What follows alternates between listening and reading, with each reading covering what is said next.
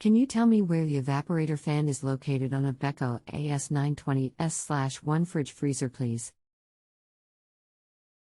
Hi, I'm Daniel and I'll be helping you today. I've been repairing white goods for 20 plus years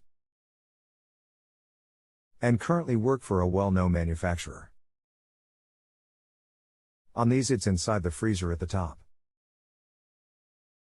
Remove the top shevels inside the freezer and then unscrew the ice maker tray from the roof of the freezer.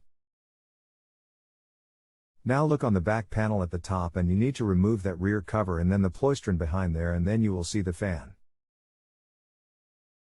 It's a bit easier on this model as you don't have the ice maker unit there, so remove that rear cover at the top and you will see the fan motor there. If you need any more info, just get back to me. Regards. Thank you, Daniel. You've saved us a lot of time and effort. With regards, Linda. Hi Linda, you're very welcome. If you need any more info, just get back to me. If not, if you could rate the service I gave, that would be great. Regards, Daniel T.41652.90358476885.